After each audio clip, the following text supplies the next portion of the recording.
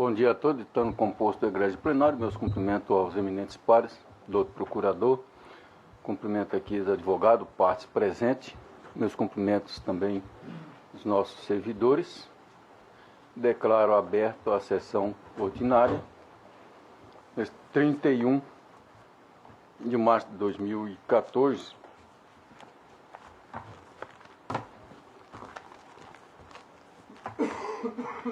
Submeto à aprovação a ata de número 8.124, da qual todos têm conhecimento.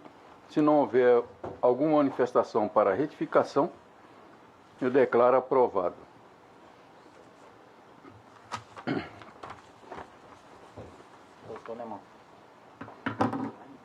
Anuncio que será adiado o 4 da pauta, processo 12.182, recurso eleitoral, representação de propaganda eleitoral, banner, recorrente Faisal Jorge Calil Filho, Ministério Público Eleitoral, e recorrido também Ministério Público Eleitoral e o Faisal Jorge Calil Filho.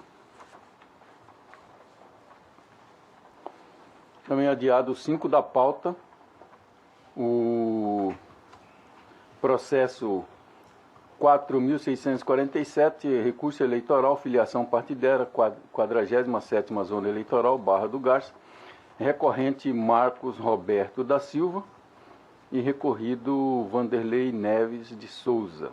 Também recorrido Ministério Público Eleitoral, esse da relatoria do Dr. Zé Luiz Brazac. Não, está adiado para amanhã.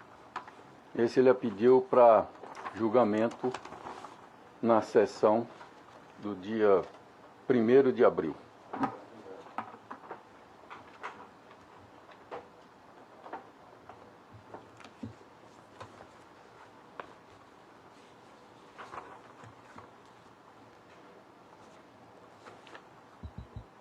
Então, continuação do julgamento é o 1 da pauta.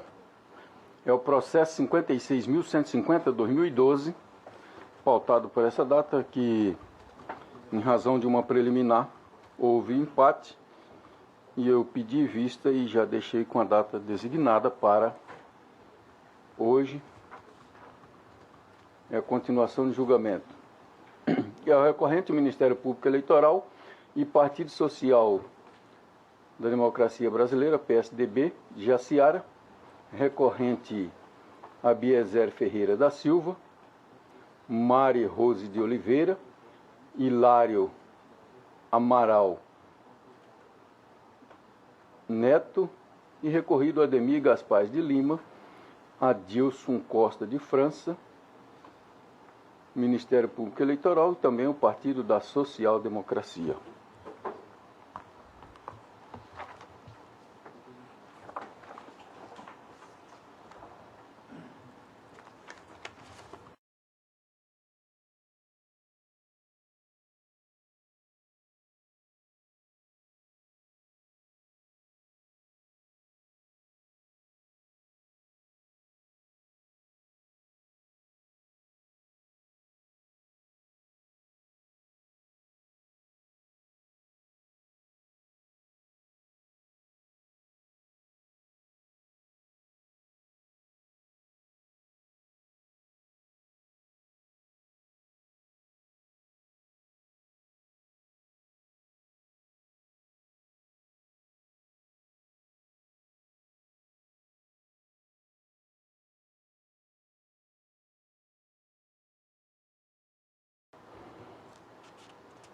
Egrégio plenário. Abinite o julgamento ante arguição da preliminar de intempestividade dos recursos manejados pelo Ministério Público Eleitoral e Partido Social da Democracia Brasileira, PSDB, de Jaciara, defende o doutor relator a tese de serem intempestivos em face da interposição prematura, porquanto encontrava-se pendente de julgamento o recurso de embargo declaratório apresentado por uma das partes ex-adversa, não ratificando depois do julgamento dos mesmo. Condição indispensável à admissibilidade da apelação e apreciar e decidir o mérito.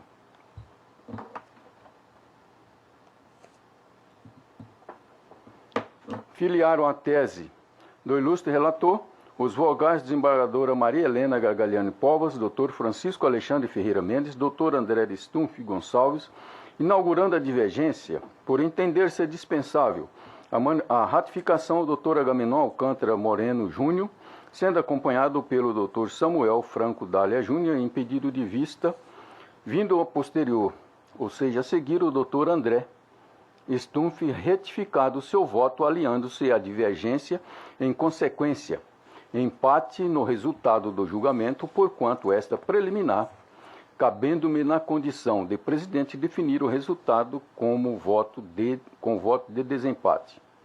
Levou-me a pedir vista dos autos para conhecimento de todo o conteúdo fático probatório e empreender celeridade na prestação da tutela jurisdicional, caso eventualmente seja necessária a intervenção, conquanto acha-se em discussão uma das preliminares arguída.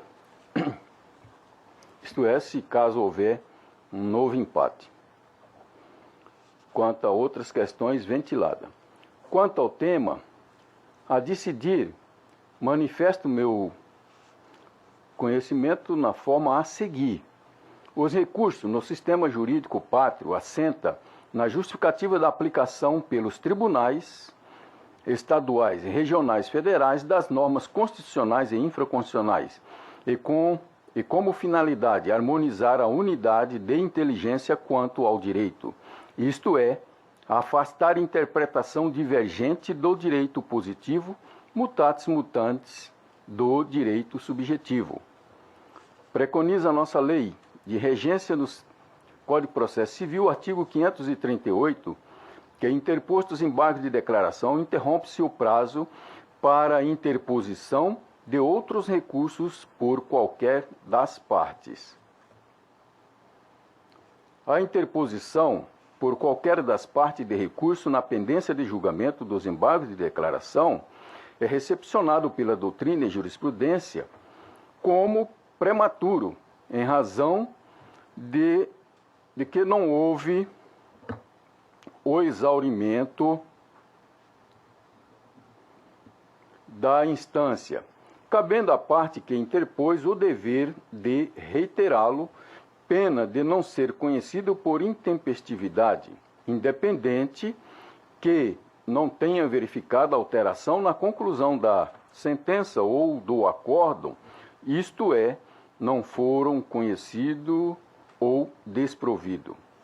Em comentário ao Código de Processo Civil, segunda edição, revista atualizada e ampliada, editora Revista dos Tribunais, 2012, página 1222, originário da inteligência de Arruda Alvim, Araquém de Assis e Eduardo Arruda Alvim, esclarece, aspa, o prazo de interposição de outros recursos considera-se interrompido, mesmo que não sejam conhecidos os embargos pelo reconhecimento da ilegitimidade do recorrente ou da ausência de interesse recursal.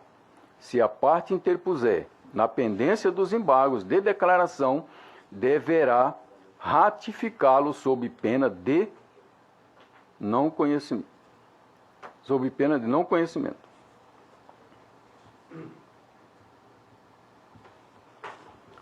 Pacífico esse entendimento no Superior Tribunal de Justiça, tanto que restou solidificado na súmula 418 com a redação seguinte, aspa, é inadmissível recurso especial interposto antes da publicação do acordo dos embargos de declaração sem posterior ratificação.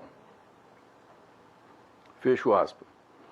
Os arestos da edição dos respeitados ministros Marco Aurélio, Henrique Neves e Caputo Bastos não debilita a súmula 418 do STJ, por encontrarem ilhados, ademais, por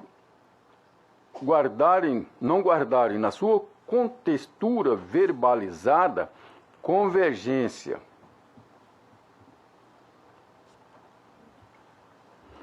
Destaco, segundo o ministro Marco Aurélio, dispensa ratificação na hipótese de interposição simultânea do recurso especial e declaratório pela mesma parte, de modo a precaver não ser tomada o recurso especial ser considerado protelatório os embargos de declaração ao afirmar taxativamente, aspa, recursos, interposição simultânea, embargos declaratório especial.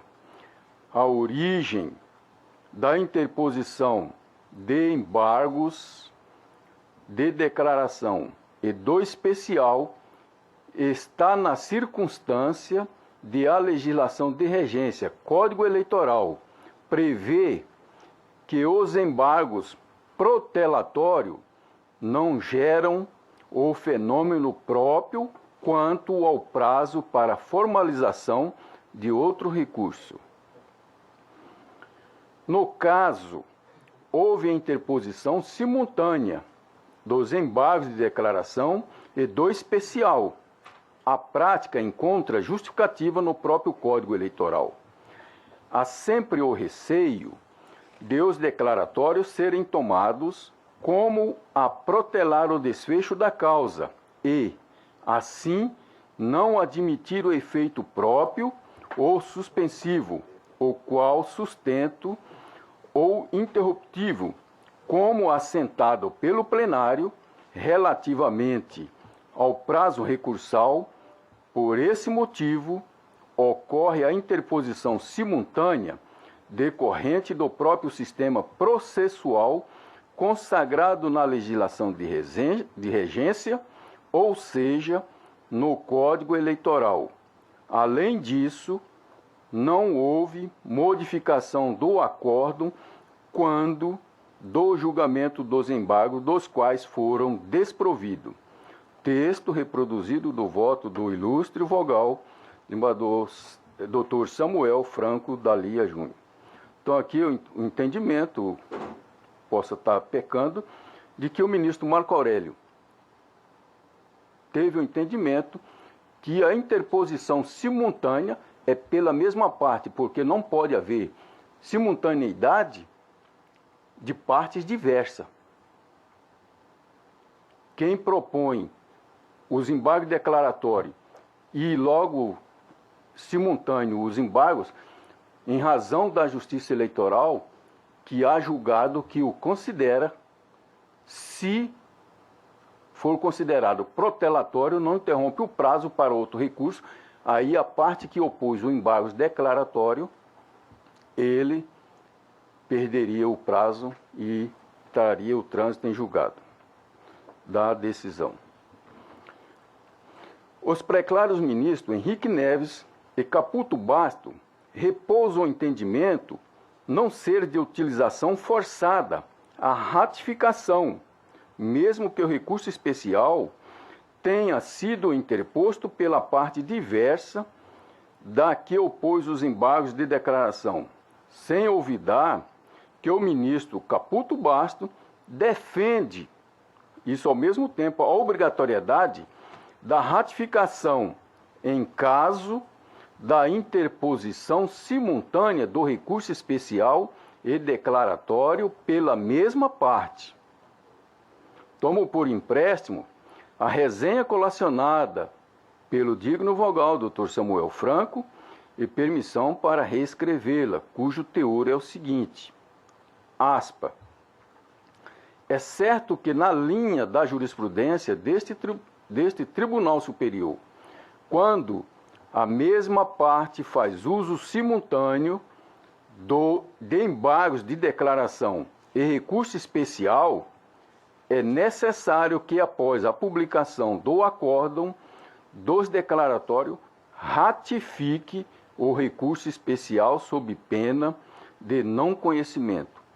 Então, esses três arestos que foram trouxeros já demonstram aí, assim, uma certa divergência entre eles próprios.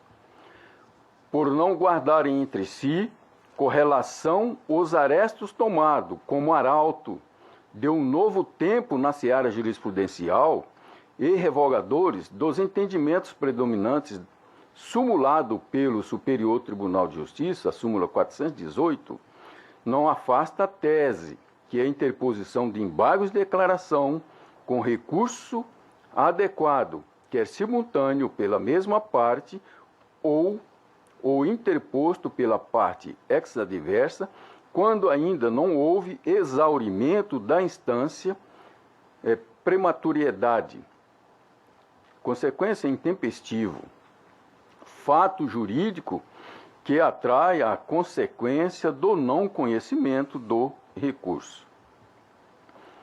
Não há como tomá-las como paradigma, por ser entendimento insulados e por afrontar o princípio da paridade, quando deve ser assegurado às partes pelo Estado juiz como reflexo do Estado democrático de direito. Posto isso, com reverência aos que entendem de modo contrário, e permita-me o doutor relator para também adotar seu jurídico fundamento para não conhecer por intempestivo os recursos interpostos pela insigne representante do Ministério Público Eleitoral e Partido da Social Democracia Brasileira, PSDB, e peço vênia ao ilustre parecerista e advogado por deles divergirem. Então, é como voto acompanhando o eminente relator pela intempestividade, não conhecimento do recurso ministerial e recurso do PSDB. Retorno a palavra ao doutor relator para prosseguimento do julgamento. Senhor presidente, eminentes pares, digno representante do Ministério Público Eleitoral, tendo em vista o não conhecimento dos recursos do Ministério Público Eleitoral e do PSDB, ainda assim restaram 3 preliminares sustentadas pelas demais partes recorrentes. Em razão disso, antes de adentrar ao mérito do recurso na parte remanescente, passo, portanto, a essas 3 preliminares. O Ministério Público Eleitoral, junto à 14ª Zona Eleitoral, levanta preliminar de suposta intempestividade dos recursos de Abiezer da Silva, Marie Rose de Oliveira e Hilário Neto. Portanto, nas suas contrarrazões ao recurso dessas partes, ao argumento de que os embargos de declaração opostos por tais recorrentes teria apenas suspendido o prazo para a interposição dos apelos eleitorais. O argumento não se sustenta. O TSE tem entendido de que se aplica na seara eleitoral a norma do artigo 538 do CPC, a qual estabelece que os declaratórios interrompem o prazo para interposição de outros recursos, na redação dada pela Lei 8950 de 94, portanto, posterior ao Código Eleitoral de 65. Trago julgado nesse sentido. Os embargos de declaração interrompem o prazo para interposição de outros recursos precedentes. Temos mais outros julgados aqui, também da própria Corte Superior. E prossigo, portanto, interrompido o interregno recursal pela oposição tempestiva dos embargos de declaração, o prazo para o apelo foi devolvido integralmente aos recorrentes Abiezer, Marie Rose e Hilário. Com essas considerações, rejeito a preliminar como voto.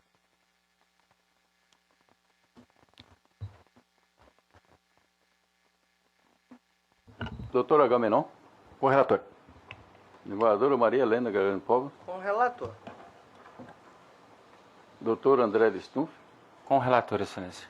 Doutor Samuel Franco da Lima. Relator, senhor presidente. Então, rejeitado a unanimidade. Prosseguindo com a próxima preliminar de nulidade da sentença em decorrência da ilicitude da busca pessoal. Os recorrentes Abiezer da Silva, Marie Rose e Hilário Neto sustentam nulidade da sentença ao argumento da ilicitude das provas produzidas na abordagem pessoal feita pelo promotor eleitoral e por um policial militar, na pessoa da senhora Maria Antônia dos Santos Ferreira, em via pública na cidade de Jaciara. Aduzem que houve flagrante delito e por isso a apreensão foi ilegal, que não houve flagrante delito e por isso a apreensão foi ilegal e abusiva. Sem razão, uso recorrente. Fiz questão de sublinhar acima a circunstância fundamental de que a senhora Maria Antônia dos Santos Ferreira foi abordada em via pública por agentes estatais, diante da fundada suspeita de que estava portando objetos, documentos e ou instrumentos comprobatórios da prática de ilícito civil eleitoral ou crime eleitoral. A senhora Maria Antônia dos Santos não foi abordada dentro de uma residência ou dentro de uma empresa ou mesmo dentro de um escritório de advocacia. Os agentes estatais lhes arguíram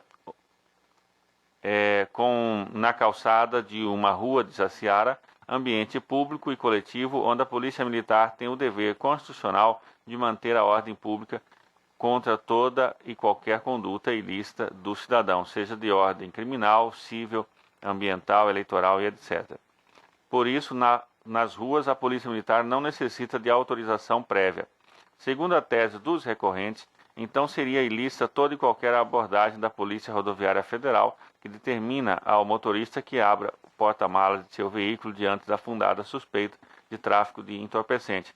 Também seria ilícita toda abordagem da Polícia Federal que determina ao passageiro que abra sua bagagem nos aeroportos brasileiros diante da suspeita de descaminho, por exemplo. Enfim, seria ilícita sempre toda e qualquer batida policial, entre aspas, em via pública, para usar a expressão popular, não podendo concordar com esse argumento. Os direitos constitucionais, a intimidade e liberdade de locomoção são fundamentais, mas não são absolutos. Num Estado democrático, onde a segurança pública é dever do Estado, direito e responsabilidade de todos, Constituição, artigo 144, o cidadão, quando está em ambiente que pertence à coletividade, que pertence a todos indistintamente, acaba por ter que ceder uma parcela de sua liberdade em prol da segurança dos demais cidadãos. É feita uma ponderação de interesses e direitos constitucionais. O princípio da razoabilidade acaba por pender, em certa medida, em favor da segurança de todos.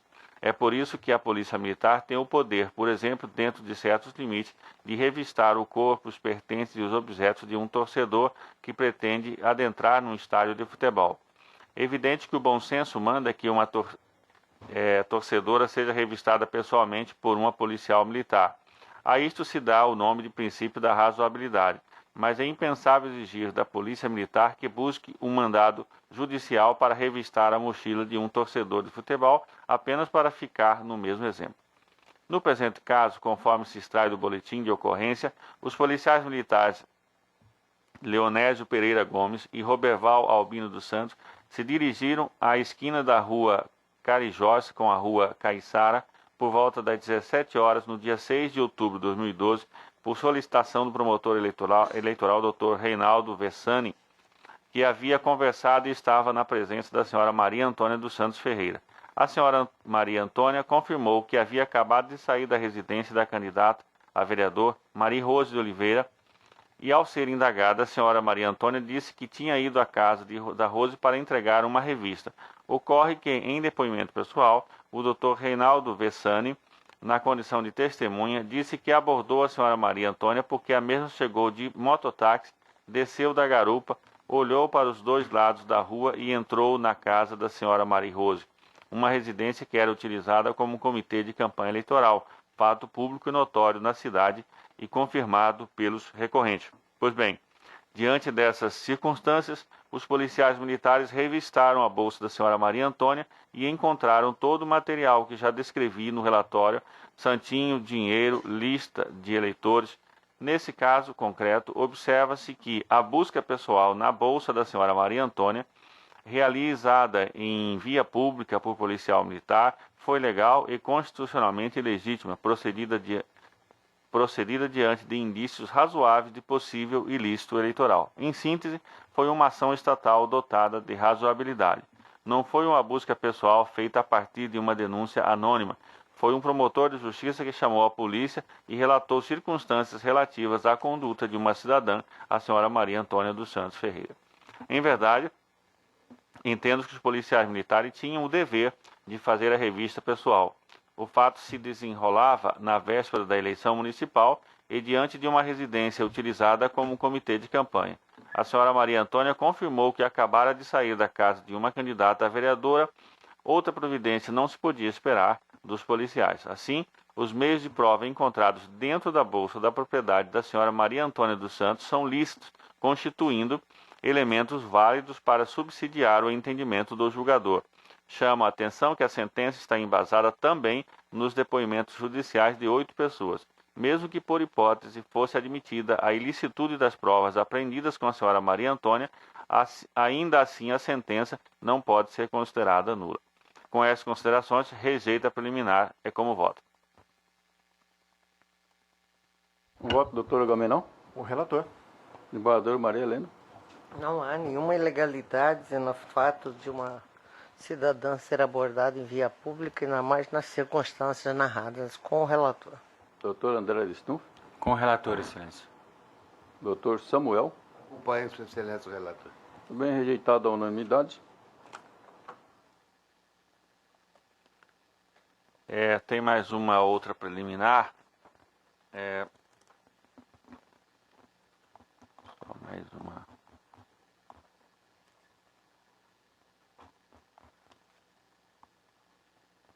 Só mais um detalhe aqui. Estou repetindo ela aqui.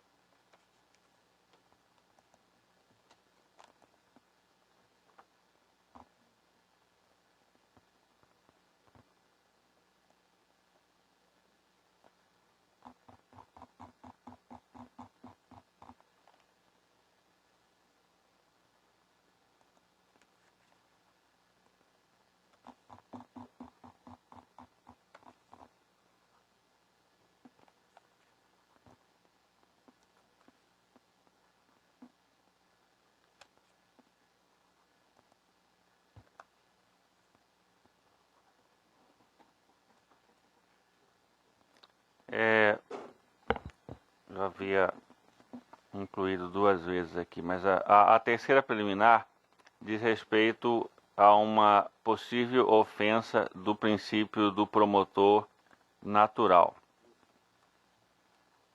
Os recorrentes Abiezer da Silva, Maria Rose Oliveira e Hilário Neto, bem como os recorridos Ademir de Lima, Adilson França e Max Joel Russo, levantaram preliminar de suposta ofensa ao princípio do promotor natural.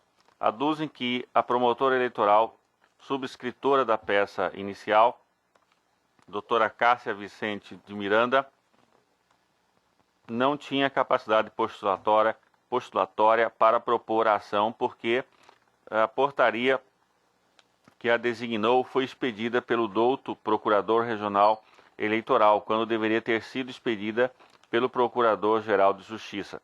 Afirmam também que a portaria somente lhe conferiu poderes para a prisão em flagrante, não para instaurar investigação, ouvir testemunhas, colher provas, propor representação eleitoral.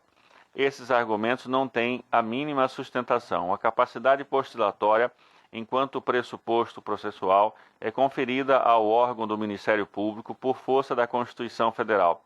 Não seria uma simples portaria que limitaria ou condicionaria tal aptidão jurídica constitucional do Ministério Público. Ademais, o artigo 78 da Lei Complementar 75/93 atribui as funções eleitorais do Ministério Público Federal ao promotor eleitoral perante juízes e juntas eleitorais. No vocábulo funções eleitorais está abarcada, por certo, a capacidade postulatória perante esta justiça especializada. Como se não bastasse, a portaria número 70 da lavra do Dr. Marcelo Barbosa Lima, Procurador Regional Eleitoral, designou a doutora Cássia Vicente Miranda Rono para oficiar perante aquela zona eleitoral no que diz respeito aos fatos aqui tratados, exatamente porque uma das testemunhas do ocorrido é o promotor eleitoral Dr. Reinaldo Antônio Vessani. Evidente que o Dr. Reinaldo não poderia propor qualquer ação neste caso, pois ele é impedido, conforme o artigo 134, inciso 2 do CPC. Por último, resta a alegação desarrazoada de que tal portaria deveria ter sido editada pelo Procurador Regional de Justiça e não pelo Procurador Regional Eleitoral. Nos termos do parágrafo único do artigo 79 da Lei Complementar 73/93, quando houver impedimento do promotor eleitoral, o chefe do Ministério Público local indicará ao Procurador Regional Eleitoral o substituto a ser designado. Foi o que aconteceu nestes autos. Basta ler a portaria número 70 para observar que a designação da doutora Cássia foi feita considerando os termos do ofício 083/2012 da Procuradoria-Geral de Justiça, de 8 de outubro de 2012, firmado pelo excelentíssimo senhor Procurador-Geral de Justiça do Estado de Mato Grosso, Dr. Marcelo Ferra de Carvalho. Com essas considerações, rejeita preliminar. É como voto. Convoco a doutora Agamenon. Com o relator, senhor presidente. Vereadora Maria Helena. Com o relator. Doutor André Elisson. Com o relator. Doutor Samuel. De acordo com o relator. Também rejeitada a unanimidade. Passo ao voto de mérito. Na parte remanescente do recurso. Inadmitidos os recursos do Ministério Público Eleitoral e do Partido da Social Democracia Brasileira, PSDB Jaciara, passo a análise dos recursos remanescentes, quais sejam os interpostos por Abiezer Ferreira da Silva, Maria Rose de Oliveira e Hilário Amaral Neto. Para o julgamento dos recursos apresentados, é imperioso relembrar exatamente o que foi apreendido no interior da bolsa de Maria Antônia dos Santos Ferreira, logo após ter saído da casa da candidata Maria Rose de Oliveira, por volta das 17 horas do dia 6 de outubro de 2012, véspera da eleição.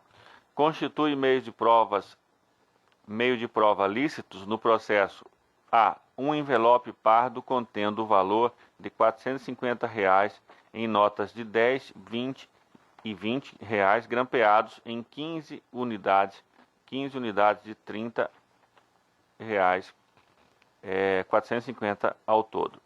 Letra B, 14 santinhos da candidata enfermeira Maria Rose. É possível também visualizar a frente e o verso dos santinhos que estão nos autos.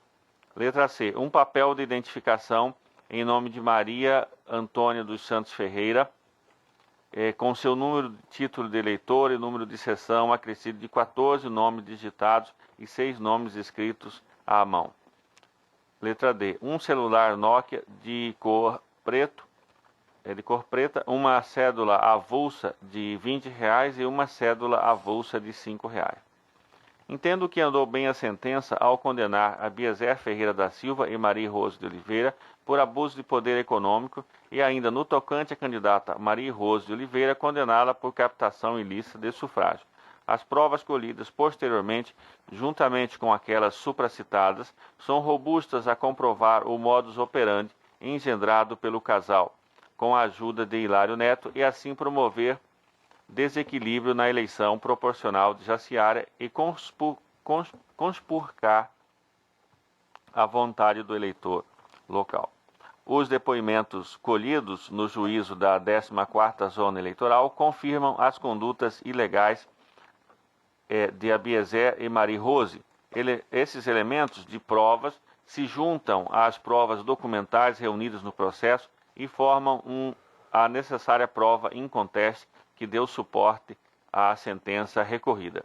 Extrai-se dos autos que Aldo Alves Bezerra e Mariusa de Souza Nunes, casados, pessoas humildes de Jaciara, foram ouvidos em juízo na qualidade de informante. O douto juízo resolveu aceitar a contradita para que ambos não fossem obrigados a depor contra si mesmo. O depoimento do senhor Aldo Bezerra está na sentença, as folhas 831 e 832, verso. Em síntese, afirma que, entre aspas, trabalhou como cabo eleitoral, tendo sido apresentado pelo Hilário ao senhor Abiezer. Todos os dias havia reunião com Abiezer, sendo que destas reuniões, em sua residência, estavam presentes sua esposa e irmão. Abiezer já deu valores monetários, tendo dado muita coisa, tal como gasolina, assim como dinheiro, na véspera da eleição. Pegou o dinheiro no período da tarde, tendo ido juntamente com sua esposa, onde pegou 2 envelopes, sendo um para dar para sua colega de trabalho. O informante ficou com uma lista com 22 nomes. O informante ia pedir voto, recebia os pedidos dos eleitores, sendo que o informante levava para Hilário e posteriormente passou as reivindicações para Abiezer. Abiezer entregava cestas básicas, sendo que todas as cestas básicas pegas pelo informante foram pegas na casa do senhor Hilário. A filha do informante teve preferência até a data que ia ser marcada sua cirurgia, sendo que após o informante fazer a denúncia, foi suspenso o atendimento. A agilização do procedimento de sua filha foi feita pela doutora Rose. Todo mundo que trabalhava tinha que ir na casa do Abiezer. Por sua vez, Mariusa de Souza Nunes disse o seguinte, entre aspas, é companheira do Aldo faz uns 6 anos. Para receber os valores, deviam trabalhar junto com a Rose. Foram contratados para pedir voto. O marido da informante teve que entregar dinheiro para comprar voto, só que não entregou o dinheiro. Quem pegava o nome das pessoas era a Titina, que passava o nome para Aldo, que levou para a Rose. Entregaram no Grilo aproximadamente 10 cestas básicas, sendo que estas cestas foram repassadas pelas pessoas de Hilário. Às vezes buscavam as cestas básicas na casa de Hilário, próximo à Praça JK. Entregaram muitos medicamentos, tal como para sua sobrinha vizinha do Grilo. Entregaram remédios também em outro Grilo, de maneira que de material de construção foi dado cimento e cascalho. E o medicamento foi entregue também para o senhor que faleceu. Os remédios eram repassados pela Rose e Hilário.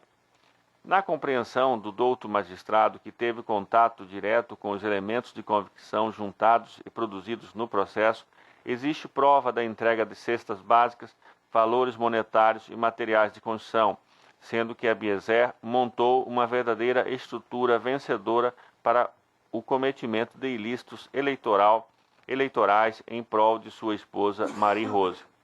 Os testemunhos de Aldo e Mariusa corroboram todas aquelas suspeitas gravíssimas que surgiram com a apreensão da bolsa de Maria Antônia em frente à residência de Abiezer e Marie Rose, logo após ter deixado a casa.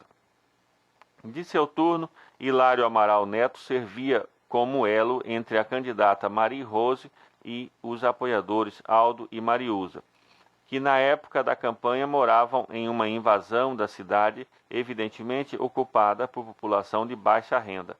Mariusa afirma categoricamente que após pedidos de moradores daquela localidade foram entregues pelo menos 10 cestas básicas buscadas na casa de Hilário após os pedidos terem sido entregues a Marie Rose.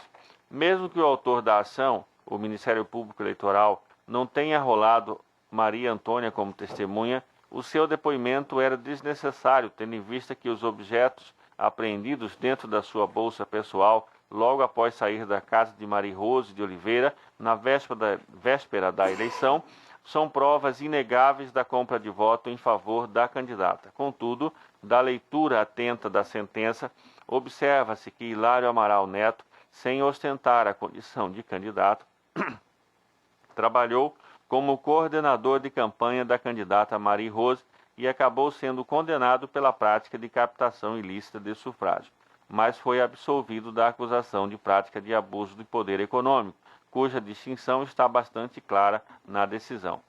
Ocorre que, no tocante à condenação por captação ilícita de sufrágio, artigo 41-A da Lei Eleitoral, é flagrante o equívoco da sentença, pois Hilário Amaral Neto não concorreu a qualquer mandato eletivo nas eleições de 2012. Tratava-se apenas de um coordenador de campanha da candidata Marie Rose. Conforme pacífica jurisprudência, somente candidatos podem ser condenados por captação ilícita de sufrágio, mesmo que a conduta tenha sido praticada por interposta pessoa. Aquele que não é candidato pode ser condenado por abuso do poder político, abuso do poder econômico, uso indevido dos meios de comunicação, conduta vedada, dentre outras condutas, mas não por captação ilícita de sufrágio. Desse modo, merece provimento o recurso para tornar insubsistente a condenação de Hilário Amaral Neto por captação ilícita de sufrágio, pois, como afirmado, somente candidato pode sujeitar-se à aplicação da referida norma. Não é o caso de analisar se houve abuso de poder econômico por parte do referido recorrente, porque nesse aspecto a sentença é absolutória e inexiste recurso da parte contrária, motivo pelo qual os efeitos da coisa julgada operaram-se a seu favor.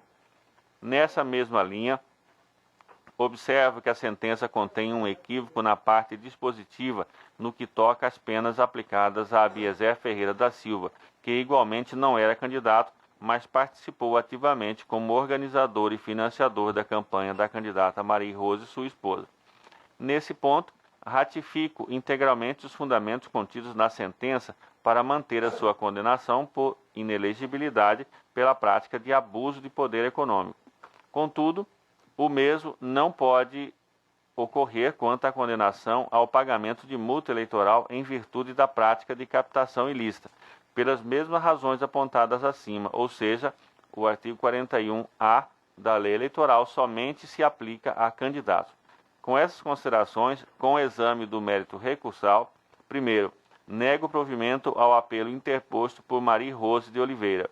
Dou parcial provimento ao recurso interposto por Abiezer Ferreira da Silva somente para reformar a sentença na parte que o condenou ao pagamento de multa eleitoral, mantendo a condenação à pena de inelegibilidade por 8 anos, em razão da prática de abuso do poder econômico. E, por último, 3, dou provimento ao recurso interposto por Hilário Amaral Neto para reformar a sentença na parte que o condenou por captação ilícita de sufrágio. É como voto, senhor presidente.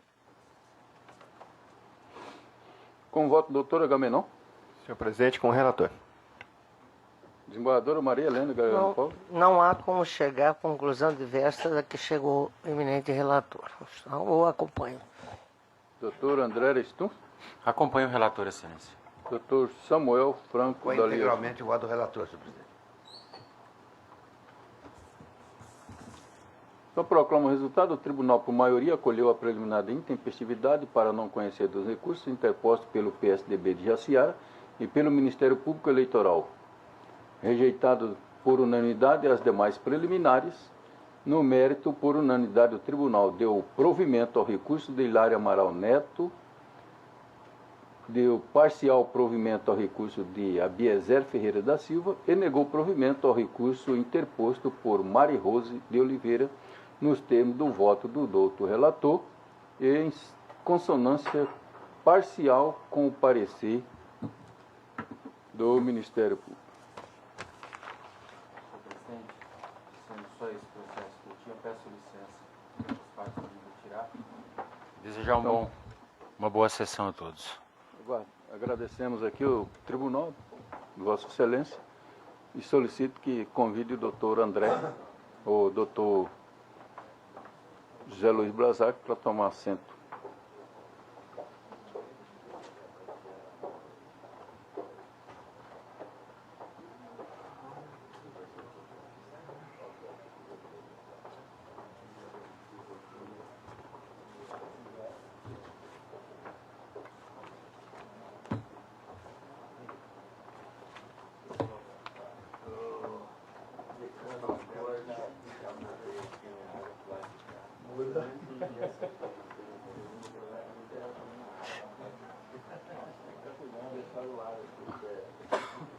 Uma saudação a ele, especial, decano novo da Câmara. Seu vice-decano.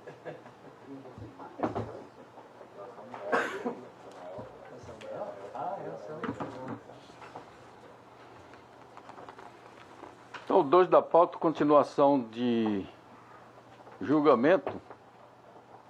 O agravo regimental em ação de impugnação de mandado eletivo, eleição 2010, agravante José Pedro Gonçalves Taques e agravado Carlos Abicalil.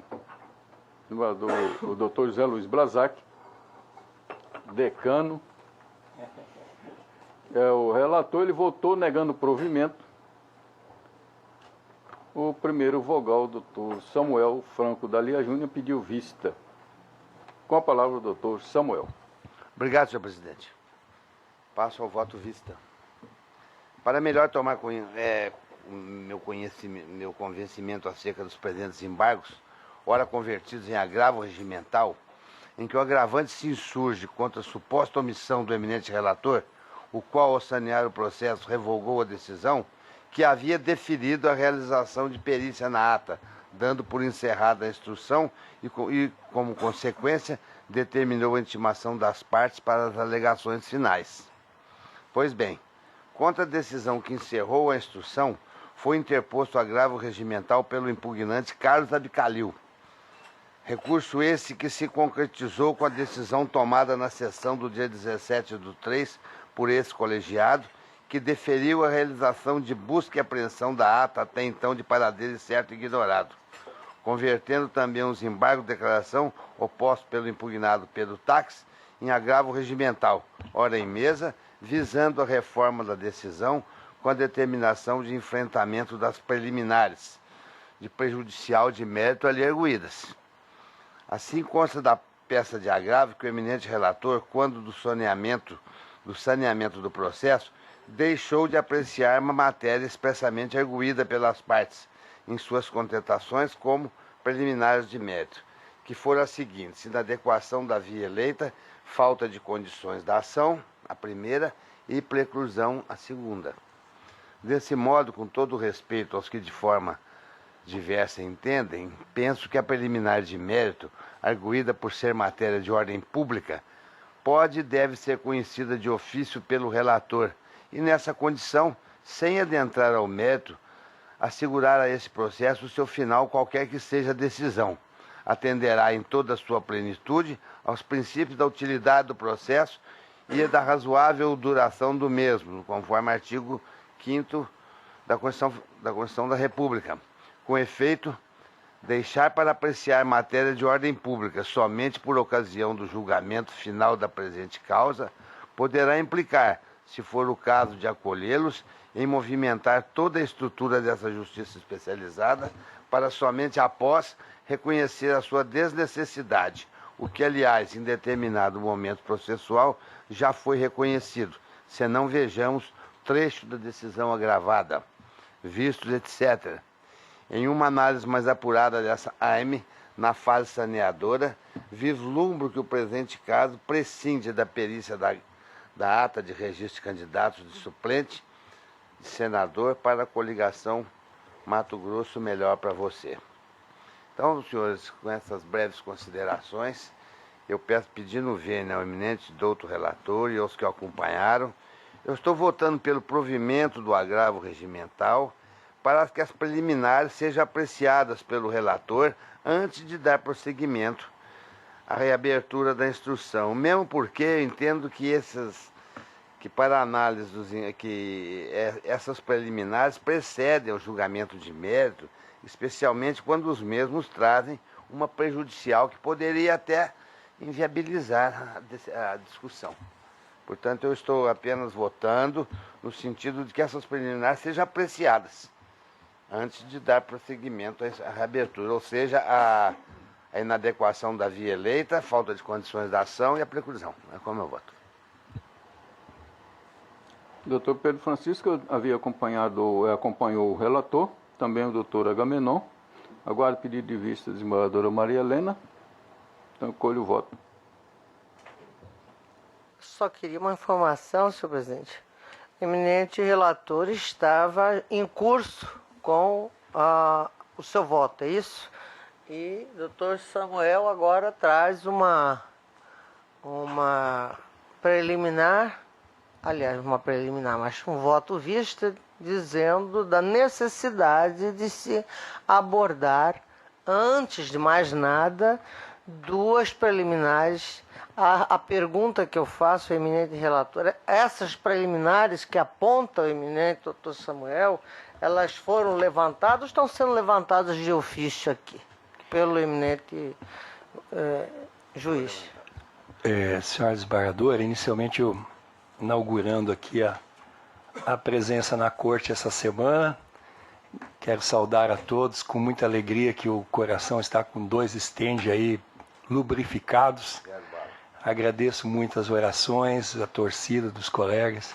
Quero saudar especialmente o Dr. Lídio pela sua chegada à corte, que vai nos honrar brilhantemente, com certeza, porque já conhecemos os precedentes eleitorais de Vossa Excelência e vai nos dar uma possibilidade de cada vez mais caminharmos em direção da segurança jurídica do nosso tribunal. A questão levantada por Vossa Excelência já estava, sim, na inicial da defesa do senador Pedro Taques, levantando essas preliminares. Quando eu cheguei à corte, a ação ela foi proposta em 2010. Eu cheguei em julho de 2012. O relator anterior, ele não apreciou essas preliminares quando recebeu a ação. Quando eu recebi a ação, já estava em fase já tinha passado a fase de oitiva de testemunhas e tudo mais, encaminhando-se à fase final de instrução. E aí ficava pendente essa questão da perícia da ata. Eu, quando tomei pé, eu achei que eu não deveria enfrentar a fase das preliminares, porque entendo que ela deveria ter sido enfrentada lá pelo primeiro relator, pelo quem recebeu a ação. E eu peguei a ação já na fase de instrução. Então penso que eu tenho que encerrar essa fase. Ainda que eu tenha algumas convicções, eu pensei no meu raciocínio o seguinte, que eu não posso, como juiz que está tocando a instrução, interromper essa instrução, julgar essas preliminares, e de repente esse mesmo pleno possa dizer assim, não, tem que fazer a perícia da ata, por exemplo. Né? Então já eu estou para encerrar essa fase de instrutória, com a decisão pela perícia da ata, porque inclusive agora ela já apareceu, então eu tinha deferido essa perícia, revoguei porque eu tinha só uma cópia, agora estou retomando, então logo os autos cheguem ao gabinete para dar seguimento. E aí entendo eu que posso, na fase de julgamento, enfrentar as preliminares antes do mérito.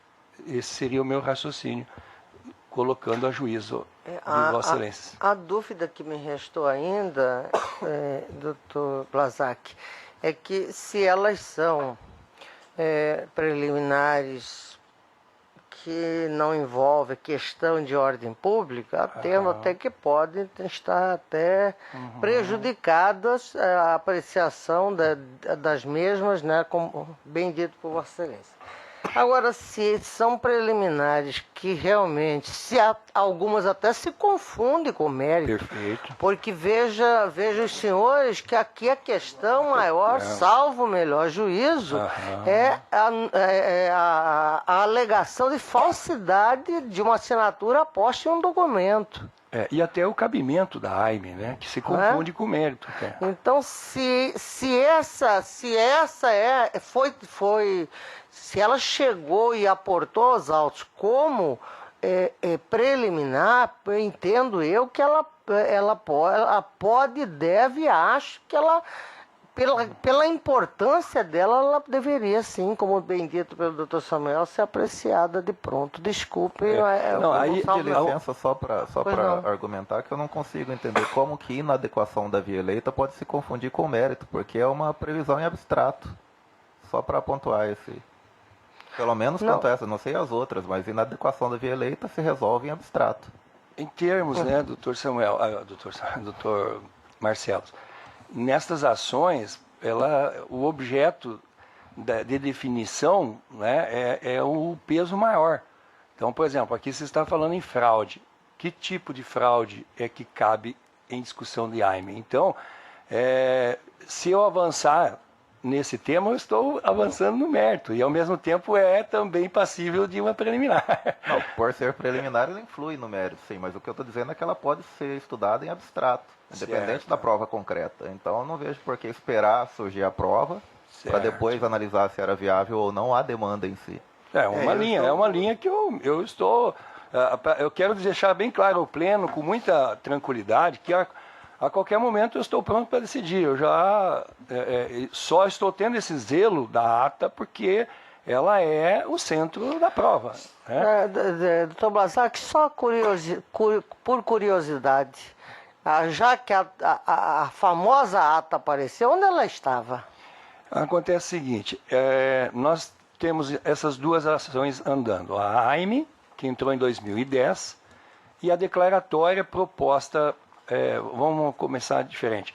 A AIME foi proposta pelo ex-deputado federal Abicalil contra a chapa inteira, o senador Pedro Taques e os suplentes. Ela entrou em 2010, logo após as eleições. E temos a declaratória da ata, ação declaratória da ata de substituição, que entrou em dezembro de 2013, ano passado. Esta ação ela é proposta pelo segundo suplente contra o primeiro suplente e o presidente da coligação. Então, não temos o senador Pedro na discussão dessa segunda declaratória, na segunda ação declaratória. Pois bem, nas duas ações foi requerida a perícia na ata. E eu deferi nas duas. Primeiramente, a da AIME. E quando eu requeri a ata para vir ao processo da AIME, todos os processos de registro de candidatura, ficou faltando um processo, que é o 1530, que é esse referente à substituição, aos registros de candidatura da coligação, e ali também estaria a substituição. Neste processo, originalmente, está a ata correta, a ata original. E aí, quando eu determinei a perícia e a trazer a penso todos os processos relativos aos registros de candidatura, e aí eu pedi, são 4 processos, salvo engano, que deveriam vir a pensos por minha ordem, para exatamente ter ali à disposição os documentos originais dos registros de todos os candidatos. Aí não veio um processo, que é esse, o 1530. Nesse tempo eu diligenciei novamente para que viesse a penso esse processo. Nesse tempo, aí já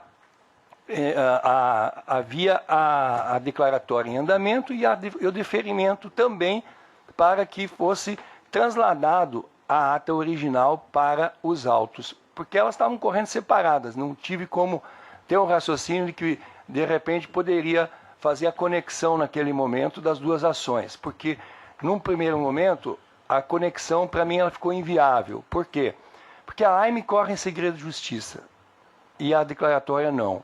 A AIME tem partes diferentes da declaratória. A única questão que tem em comum nas duas seria a prova. Então, não tive um raciocínio de conexão por essas razões e não queria declarar o segredo de justiça naquele momento na declaratória, até para dar transparência. Aí, no cumprimento do despacho da declaratória, foi transladada a ata do original do processo 1530 para a declaratória. O meu despacho foi em início de janeiro, em que eu deferi a perícia, deferi o translado e determinei a citação das partes com as suas manifestações pertinentes. E depois desse despacho, o processo da declaratória não veio mais para mim até 14 de março, certo? Então esse é um ponto principal. Eu dei o despacho no início de janeiro, a secretaria cumpriu o despacho e no mesmo tempo a AIME chegou lá no meu gabinete. E aí a secretaria, lá pelos atos, fez o que era óbvio de trazer para a AIME a cópia da original da ata. Então eu tinha na AIME só a cópia do original. E a declaratória já estava com o original, mas ela não tinha chegado ainda ao meu gabinete, porque estavam cumprindo as citações, logo depois vieram as contestações, e quando terminou as contestações, a secretaria, dia 14 de março, encaminhou para o meu gabinete. eu não tive tempo de olhar dia 14 para o dia 17, que dia 17 na segunda, 14 foi sexta. 17 na segunda foi o julgamento desses agravos, que eu estava preparando os votos com a minha assessoria. Foram 2 votos, vê que é uma causa complexa, nós não mexemos outros processos. Se eu tivesse folheado dia 14 a declaratória, eu teria visto a ata lá original. Mas como chegou, nós fazendo os votos em cima do que tínhamos na AIME, e a AIME tinha só a cópia. Por isso, então, nós tínhamos essa visão da cópia na AIME e a perícia de impossibilidade por ser em cópia. Aí, julgado dia 17, no dia 18, 19, ali que tivemos um encontro aqui na nossa escola judiciária, no intervalo do almoço eu vim para o meu gabinete tomar pé dos andamentos dos processos e aí manuseei a ata, manuseei a declaratória e vi que havia a ata original dentro do processo da declaratória. Então, a minha justificativa é de que, pelo fato delas não estarem conexas ou apensas, elas estavam andando separadas. E não tínhamos como ter a ciência de que ela já estava transladada na declaratória, porque ela estava em cumprimento das diligências pertinentes. Então, foram essas razões de que a ata não estava dentro da ação da AIME, e sim lá da declaratória. Eu vou pedir, venha mais uma vez a Vossa Excelência, até por impertinência, se for o caso da minha parte, não só a Vossa Excelência, mas aos meus pares também, para dizer o seguinte, e se também entendi mal, fique desde já registrado também o meu pedido de escusas. Mas naquela oportunidade que nós estávamos julgando, salvo o melhor juízo, restou assentado que não se tinha notícia dessa original. Tanto é que o doutor Pedro Francisco sugeriu que se desse um prazo ao presidente do partido para que ele acostasse aos autos, aportasse aos autos a ata original. Então, quer dizer, e agora eu estou tendo notícia que você já sabia que ela estava acostada naquela na ação declaratória. Não sabia. Eu dei o despacho e só fui tomar conhecimento do cumprimento do despacho dia 20 de março, depois do julgamento aqui no plenário do dia 17. O processo chegou no gabinete na sexta-feira, dia 14. Eu não tive tempo de manusear o processo e segunda trouxe os 2 agravos. E aí no dia 20, posteriormente, aqui manuseando o processo no gabinete, é que eu fui Mas uma Vossa Excelência assumiu em 2010 e outro em 2013, sim, não é verdade? Isso. Então, presumidamente, durante esse lapso temporal, até conhecedora que sou da sua responsabilidade e principalmente do seu interesse e nas suas causas que estão sob a sua relatoria, tenho absoluta certeza que Vossa Excelência manuseou as autos. Não, os autos da AIME. Então veja só, restabelecendo o andamento da AIME. Quando eu determinei a primeira vez para os processos todos de registro de candidatura, que se apensasse a AIME, não veio o 1530. Aí, tomando ciência disso, determinei novamente a diligência para que fosse cumprido o despacho e apensasse esse 1530 AIME. Apensado, no momento em que apensou esse processo 1530, ele já veio com a cópia da ata que tinha sido transladada para a declaratória, e a declaratória ainda não tinha vindo para mim. Então, garanto a Vossa Excelência que até dia 21 de março eu não tive olhos na ata original. Mas tive determinações para que o processo 1530 pensasse na AIME e que lá tivesse original. Mas aí o cumprimento da Secretaria foi correto nos despachos e no momento em que ele transladou para a declaratória, não deu o tempo para chegar no meu conhecimento e só aportou ao processo da AIME a cópia. Foi quando então eu achei que por cópia não teria condições de se fazer esse procedimento. Aí e os processos andando separados. quando nós levantamos essa questão toda, e aí no dia 21 que eu fiz o exame da declaratória para ver qual o segmento a ser dado, que inclusive entrou uma incompetência absoluta para ser despachado, eu então automaticamente, manuseando, me deparei com a original. Então lhe garanto com toda certeza que a primeira vez que meus olhos passaram sobre a ata original foi 21 de março.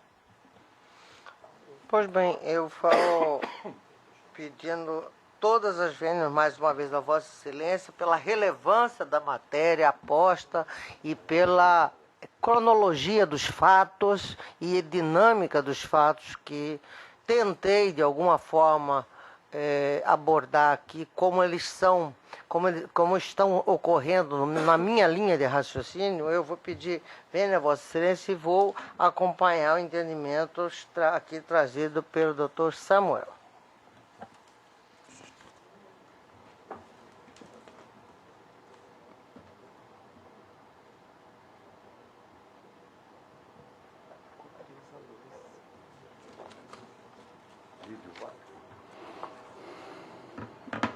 Então proclamo o resultado do tribunal por maioria, negou o provimento ao agravo regimental nos termos do voto do outro relator. Senhor presidente, pela ordem, como o doutor Francisco Alexandre Ferreira Mendes aguardava o voto vista, o juiz que o substitui não vota hoje. Porque já tinha começado o julgamento, né? Hoje assistiu os debates. Da metade para frente. Eu não sei. Por isso que eu estou perguntando se ele vota ou não vota.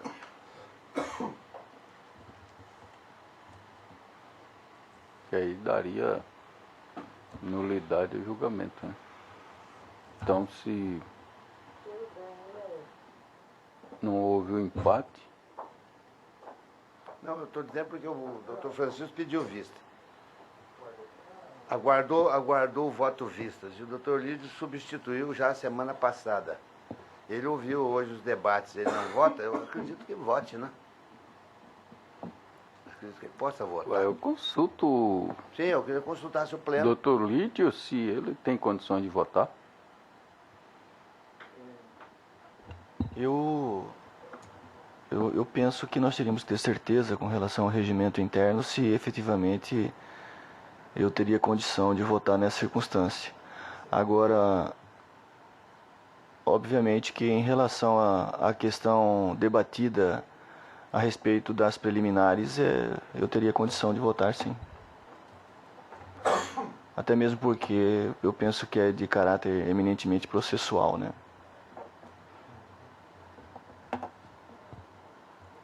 Vossa Excelência acha habilitado?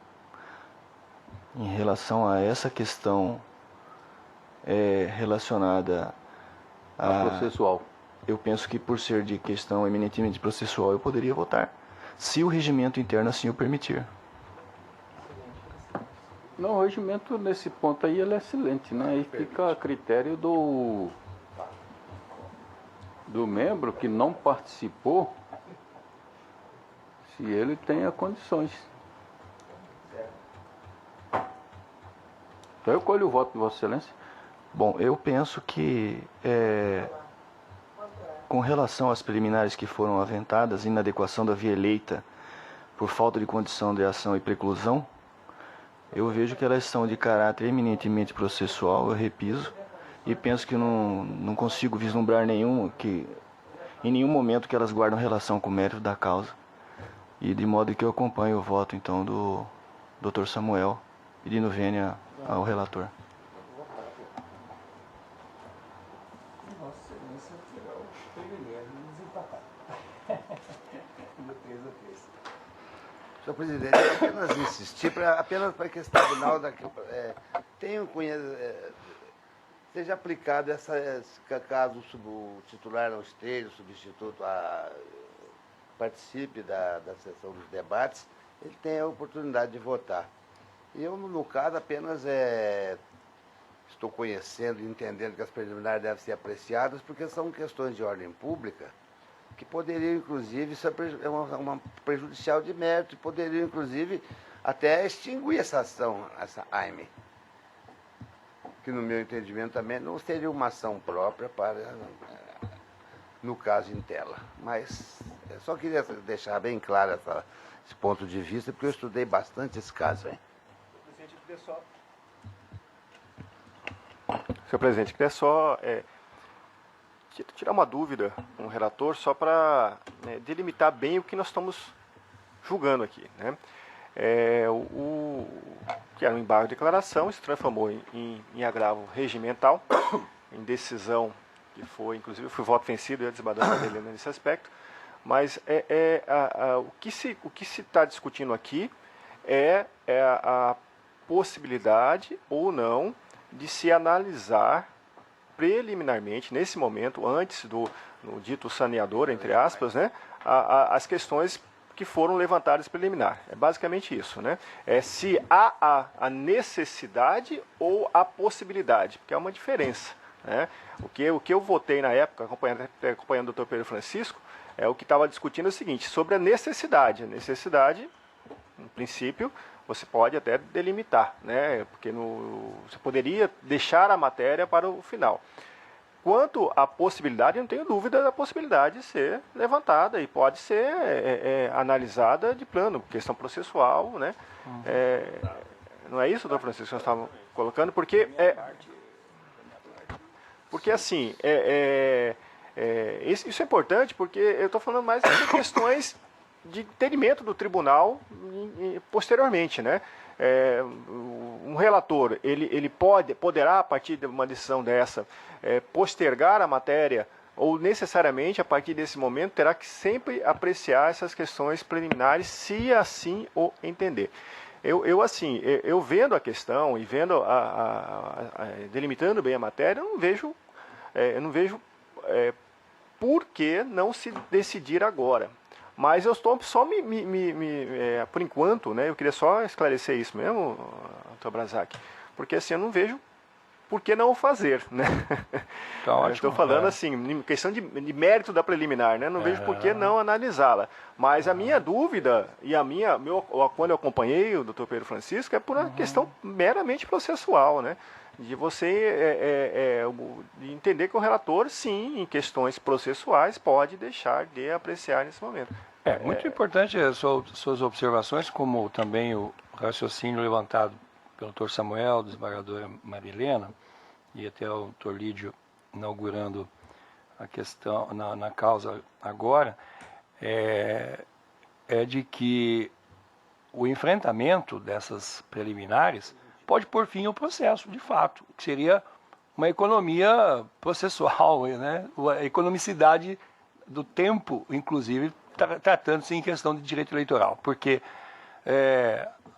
abrindo a perícia da ata, vai se discutir toda a questão de perícia, é verdade, pode estender o julgamento e, de repente, eu mesmo, e deixei bem claro no primeiro momento, que eu não estou aqui sem a possibilidade, ou melhor, eu tenho que garantir a Vossas Excelências que eu não estou insistindo porque já tem um julgamento de mérito em que estaria avaliando a prova em si. Não, eu estou insistindo porque entendi que eu deveria deixar o processo pronto para julgar para qualquer juiz ou qualquer tribunal, com o exaurimento da análise probatória. É só isso que me levou a avançar para essa tese. Porque, mas, por economia processual, realmente, poderemos, de repente, analisando as preliminares, encerrar o caso. Então, eu deixo muito à vontade, Vossas Excelências, e só peço vênia, assim, não é nem vênia, eu peço a compreensão de Vossas Excelências, porque na qualidade de relator, eu não gostaria de ser vencido, e daí o outro que vai seguir, o superior que vai seguir, dizer, puxa, agora temos que reiniciar toda a prova da ata. Só isso que me levou a avançar nesse raciocínio, né? Que como relator, como juiz da causa, eu deveria entregar o processo com a análise probatória esgotada. Foi só isso. Agora, é possível sem a dúvida. Até para mim, como relator, de repente, enfrentar logo as preliminares seria muito mais simples do que enfrentar toda a dilação probatória em cima dessa ata. Apenas contribuindo aí com a discussão, até foi muito oportuna a observação do doutor Agamenon, porque exatamente foi a mesma direção que eu segui também no julgamento. O raciocínio que eu fiz à época foi me perguntar se haveria algum erro improcedendo do juízo de não apreciar as preliminares naquele momento, ou as prejudiciais de mérito naquele momento. E eu julguei dessa forma, quer dizer, se o próprio juiz relator entendeu inconveniente a análise da preliminar, exatamente porque, numa certa medida, ele entendia que esse tema poderia estar, de algum modo, afetando o mérito, numa certa proporção, talvez não integralmente, mas a questão ali o que se analisa é o problema da fraude, e se pergunta se a fraude, se esse tipo de fraude está dentro das possibilidades da interposição da AIME ou não.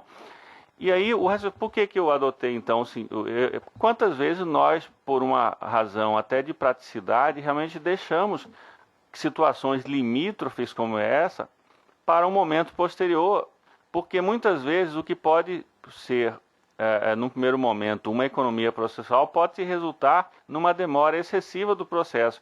Vou tentar esclarecer. Imaginemos que o juiz o relator resolvesse conhecer dessas preliminares e entendendo que a AIME não seria a ação própria. Viria o tribunal poderia acompanhá-lo ou não, então, mas poderia haver recurso, e um momento qualquer, numa instância qualquer, aquela decisão seja outra e seja reformada. O que nós vamos fazer? Vamos voltar lá àquele momento, vamos reabrir a instrução e fazer a perícia. Então, vejam, a demora que nós queríamos que o processo fosse rápido, quando, na verdade, agora estamos diante de uma demora processual exatamente porque pretendemos que o processo fosse rápido, né? Aí, quer dizer, se, ao contrário, ele determina a designação da prova, realiza-se a prova, que é o objeto da ação, exatamente a eventual fraude dessa ata. Quer dizer, ao que me pareceu, o aparecimento ou o encontrar da ata não resolve o problema do pedido do autor na ação. Ele também alega que nessa ata original houve fraude nas assinaturas. Parece-me que essa é a alegação da parte. Então, o problema é só, não é, quer dizer, essa questão de termos só uma cópia, ela surgiu depois, porque até então, pelo que foi dito aqui, não se sabia da existência do original, não se encontrou o original para fazer a perícia, né? Então, me pareceu que seria, na verdade, de bastante conveniência para o relator, realmente, já que nós estamos com um processo avançado na instrução, levar o processo a uma instrução plena e aí sim analisar. Porque se analisarmos, porque nós não vamos tirar do autor ou de quem alega essa preliminar a possibilidade de não conhecimento dela. Ela será conhecida num segundo momento antes da apreciação do mérito, com a vantagem de termos também todas as matérias objeto do conhecimento já resolvida ou já aprovada no processo. Se amanhã ou depois a decisão tomada na preliminar ou na prejudicial for reformada em alguma instância, o processo está maduro para julgamento para qualquer instância do tribunal, como disse o eminente relator.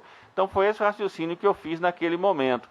Quer dizer, eu me perguntei, existe alguma nulidade ou algum erro improcedendo mesmo do relator em postergar a análise dessa preliminar? Porque não há dúvida nenhuma de que se a matéria de ordem pública deve ser conhecida a qualquer momento. Mas o problema todo é que muitas vezes nós lidamos com situações que são limítrofes e aí, eu acho que aqui é uma situação, né?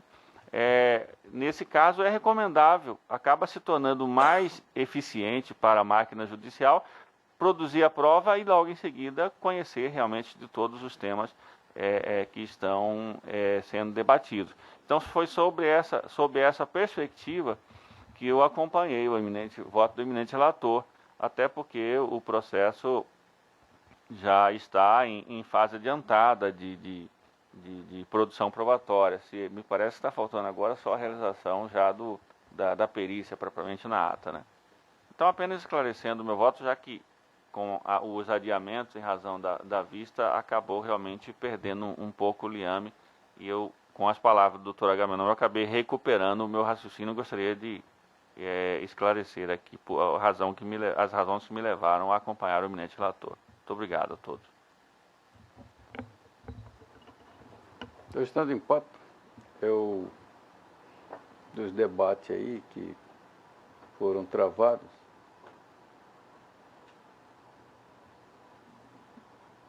tenho eu a convicção de que, tratando-se de questão de ordem processual, que, em conformidade ao que for decidido,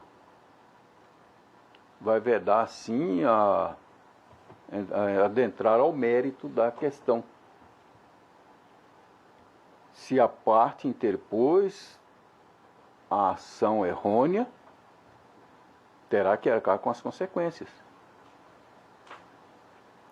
Mas o que nós temos é se há o cabimento da AIME ou não. É isso, não é, doutor? Por outro lado, porque a AIME foi proposta por parte diversa. Por outro lado, a Bicaleu propôs uma ação declaratória. O Paulo Fius, o Abicalil com a AIME. O Abicalil com a AIME. Então, Paulo Fius a declaratória. Isso, que é o segundo suplente na chapa. Aí pode sim uma ser extinta, se for o caso, prosseguir na outra.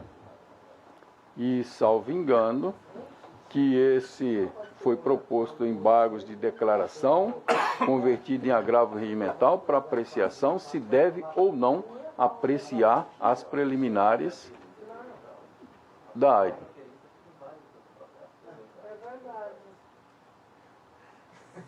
Desculpe, é uma tese.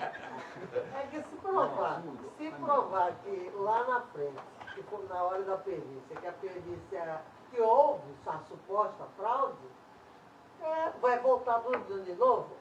Nem poderia, porque aí ficaria invalidado. Aí eu levantei a dúvida que se depois for decidido que não era a via adequada, e a perícia, entendeu, também fica inválida porque ela surgiu de um processo inválido. Então eu acompanho a divergência. O parecer do Ministério Público para foi, inclusive, do lado do doutor Tiago, era no sentido realmente de acatar essa prioridade da adequação da via eleita, porque entendia ele que a AIME não seria uma ação própria. Ela não é própria para tratar de registro de candidatura, está no artigo 14, inciso 10 da Constituição Federal. Por isso que eu estou dizendo, outro lado, a ação vai prosseguir na ação declaratória, que tem uma ação declaratória proposta, que é justamente que vai também adentrar nesse mérito, que é verificar a AIME, a ata, se ela foi fraudada ou não. Não irá extinguir as duas, a não ser que veio uma preclusão do direito de ação da parte propor, né? Se houve a decadência do direito de ação. Aí é a outra questão. Mas nessa aí eu acompanho a divergência para que seja analisada as preliminares suscitadas na AIME. Então, por maioria, o tribunal deu provimento ao agravo, nos termos do voto do primeiro vogal. E, senhor presidente, também, diante dessa discussão, diante do tempo de tramitação, me comprometo a priorizar o máximo possível para trazer a julgamentos preliminares para dar seguimento ao processo, porque automaticamente a imprensa, todos vai ali fazer essa pergunta, a respeito de qual é o procedimento posterior. Estou já me comprometendo a trabalhar nessas análises prioritariamente.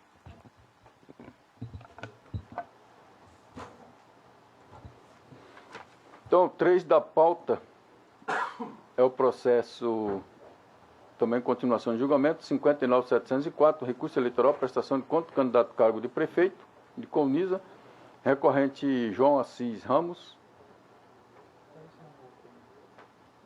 Doutor Gamenon é o relator, que votou, deu parcial provimento ao recurso para apenas afastar a multa aplicada, mantendo, no entanto, a desaprovação das contas. Foi acompanhado pela eminente desembargadora Maria Helena, doutor Francisco Alexandre, pediu visto o doutor José Luiz Brazac, o quarto e o quinto vogal aguardam. Senhor, posso votar? Sim, senhor presidente, eu examinei o processo e pedi vista por causa dos valores que estavam em análise na prestação de contas e examinei nesse final de semana atentamente os autos e não tenho dúvida em acompanhar o bem lançado voto do relator, pedindo vênia ao nobre doutor Patrocínio, que fez uma defesa brilhante da causa, uma vez que, de fato, os valores, a quantidade de recibos em aberto, de valores estimáveis, em dinheiro realmente ficou numa pendência em que permanece irregularidade suficiente para a desaprovação. Vossa Excelência, doutor Gamenon, votou para que a multa fosse, então, retirada. Eu voto na integralidade com o bem lançado voto do relator. Um voto do doutor Samuel? Acompanho o relator. Doutor Pedro Francisco? Acompanho o eminente relator. Proclamo o resultado. O tribunal, por unanimidade, deu parcial provimento ao recurso. Nós temos o voto do doutor relator, em consonância com o parecer ministerial.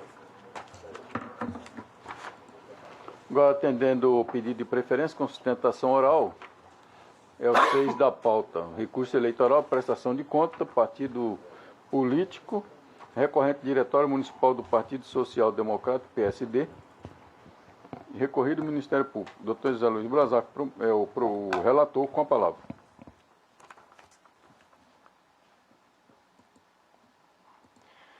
Primeiramente, senhor presidente, eu gostaria de agradecer muito ao doutor, qual que é o doutor que estará na tribuna? É o doutor Maurício, né?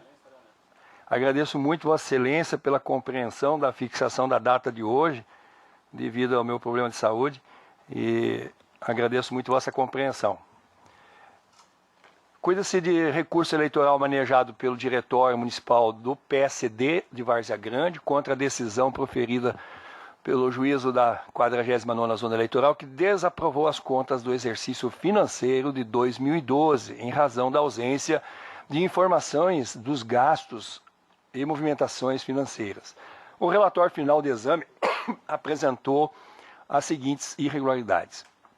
Letra A, ausência dos balancetes mensais. Letra B, ausência de declaração de que não houve recebimento de recursos nem realização de despesas. E letra C, ausência de peças elencadas no artigo 14, incisos 1º e 2º da resolução do TSE 21.841. Em sede de razões recursais, afirma que o partido não teve nenhuma despesa e, por essa razão, não foi aberta a conta bancária em nome do recorrente, o que impossibilitou a elaboração e apresentação da contabilidade. Informa também que o partido está legalmente instituído, mas inativo financeiramente por ser pequeno, não ter sede própria nem funcionários. Salienta que os preparativos para a eleição deste recorrente só se deu após a formação da coligação, que, por sua vez, fixou a responsabilidade da movimentação financeira ao Comitê Financeiro de Campanha, que teve suas contas aprovadas. Assevera que a ausência de gastos pelo partido motivou a agremiação a não abrir conta bancária específica e que este fato não compromete a fiscalização das contas apresentadas, tornando-se mera irregularidade. Informa ainda que as contas do partido referente ao exercício de 2011 foram aprovadas, mesmo com a ausência de movimentação financeira. As contrarrazões foram apresentadas às folhas tais e, instada a se manifestar, a Procuradoria Regional Eleitoral opinou pelo desprovimento do recurso, mantendo intacta a sentença guerreada. É o relator, senhor presidente. Concedo a palavra ao eminente advogado pelo prazo regimental. Excelentíssimo senhor presidente, doutor representante do Ministério Público Eleitoral, nobres julgadores, servidores, bom dia a todos. Eu vou ser bem rápido, até porque o Dr. Blazak já sintetizou qual é o problema que a gente está discutindo agora. Basicamente, o diretório do Partido Social Democrático de Várzea Grande, no exercício de 2012, não teve nenhum tipo de movimentação financeira até a constituição da coligação e eventual participação nas eleições daquele ano. Posto isso, não foi necessário abrir conta corrente, porque esse partido o diretório não recebia qualquer tipo de valor. Tanto é que as contas de 2011, em situação muito parecida, foram aprovadas com ressalvas. Eu só vim hoje trazer um pequeno arrazoado de que já existe jurisprudência nesse egrégio plenário e também no Tribunal Superior Eleitoral que as contas foram aprovadas em situações muito semelhantes. Posso trazer aqui alguns precedentes, recurso especial 3093 do ministro Arnaldo Versiani, e também da lavra do Dr. Samuel Franco, o acórdão 23407 dessa corte, e também o julgamento do recurso eleitoral 4312. E, no mesmo sentido, da doutora Maria Helena Póvoas, o recurso eleitoral na prestação de contas número 1516. Nesses casos, todas as contas foram aprovadas, devido ao fato de se tratar de um diretório muito pequeno e não ter nenhum tipo de movimentação financeira que possa resultar de algum tipo de ter que abrir conta corrente, contratar contador, não foi realizado esse tipo de trâmite. E os outros jogadores, como eu já disse, entenderam que esse fato não implica na reprovação das contas, como foi entendido pelo magistrado de piso. E é o que eu tenho para falar para os senhores. O diretório realmente é bastante pequeno, ele foi aberto em 2011, então é muito recente. O PSD em si é um partido muito novo, então não tem razão. Por isso não foi aberta a conta e não tem imóvel, não tem empregado, não tem nenhum tipo de estrutura. Só participou das eleições por conta das coligações, que aí foi sim realmente aberto a conta corrente para a campanha e tudo mais, que ainda está pendente de julgamento, por isso não foi se manifestado, ainda está lá na 49ª zona eleitoral. É isso, excelência. Então, acho que o recurso tem que ser provido não tem razão de desaprovar essas contas, haja vista que também não tem nenhum tipo de indício de irregularidade sobre malversação desse valor e coisa semelhante. Muito obrigado. Agradeço, doutor advogado. Colho o parecer. Como o doutor advogado disse que em 2011 o partido foi criado, é razoável entender que em 2011 realmente pode não ter tido movimentação e por isso foram aprovadas as contas. Só que em 2012, eu estou vendo aqui a informação de que o partido teve 16 candidatos concorrendo. E aí me lembra aquelas lições básicas do direito constitucional e do direito eleitoral, que o partido é uma associação de pessoas para divulgar ideias e tentar obter alguma participação no universo político da nação. E que no nosso sistema eleitoral não existe candidatura avulsa. A candidatura é por meio de um partido e os partidos formam coligações. Ou seja, de onde que esses 16 candidatos organizaram sua campanha? Cada um saiu sozinho fazendo a própria campanha? É óbvio que não. Eles estavam vinculados a um partido e esse partido administra os recursos também que, de alguma forma, beneficiam todos esses candidatos. Senão, nós não precisamos de partido. Se cada um se vira e cuida da sua... E eu acho importante esse argumento porque é o argumento que vai ser repetido em diversos outros processos daqui para frente. Todos os partidos dizendo isso. Não teve movimentação financeira, mas eles tiveram diversos candidatos. Então eu insisto na ideia de que o partido é essa interface entre o candidato e o eleitorado. Então, se ele teve diversos candidatos, supõe-se sim que teve também alguma movimentação financeira. Mantenho o parecer. Mantido o parecer, retorna para o doutor relator. Senhor presidente, nobres pares, eu ouvi atentamente a boa sustentação do doutor Maurício, que um jovem advogado que está ampliando as fileiras do direito eleitoral e nos alegra muito que cada dia mais no nosso Estado, jovens advogados que têm formado recentemente já têm tido uma boa carreira inicial no direito eleitoral.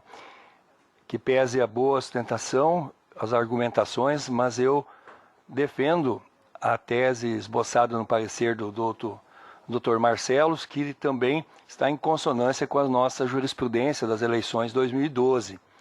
O tribunal tem vindo nesse entendimento de que no ano da eleição o partido, ainda que seja pequeno, na sua representação municipal, ele deveria sim prestar contas e ter a sua movimentação daquele mínimo necessário, ainda que a movimentação financeira integral da campanha seja do comitê único de campanha. Mas não é de se crer que no ano da eleição o partido não tenha um mínimo de movimentação na sua estrutura de diretório. Então, com essas considerações, pedindo vênia ao nobre doutor Maurício que sustentou da tribuna, conheço do recurso e nego-lhe provimento, mantendo-se intacta a sentença original, que desaprovou as contas mencionadas. É como voto.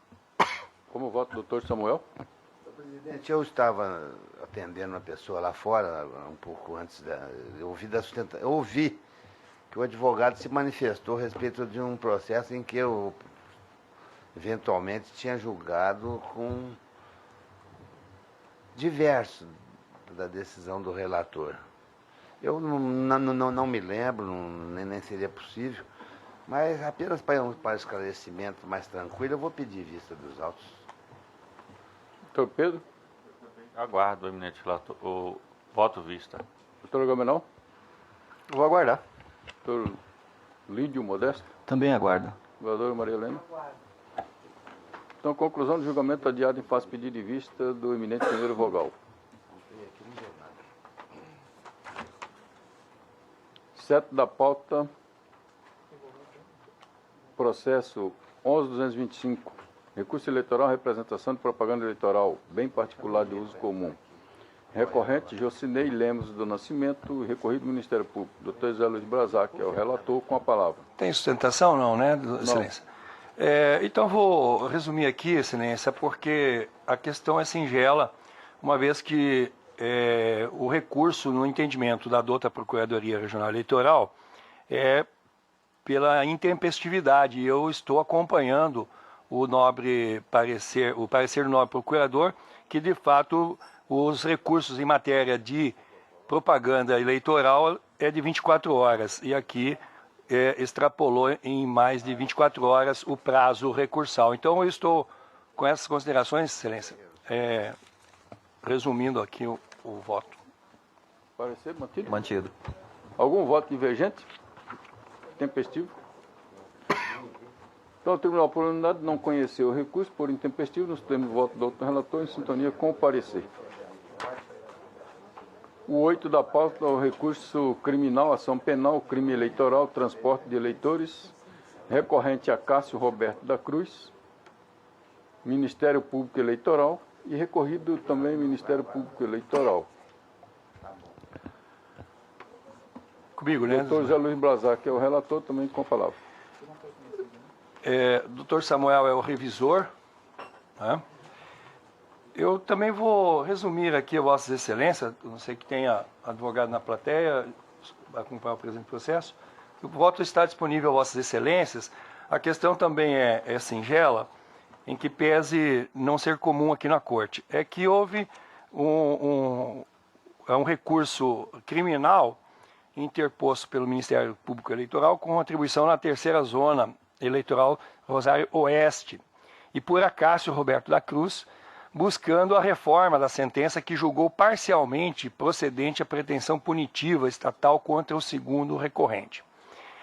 Aqui houve dois crimes, um de transporte, aventa-se dois crimes, um de transporte irregular de eleitores e outro a apropriação de documentos.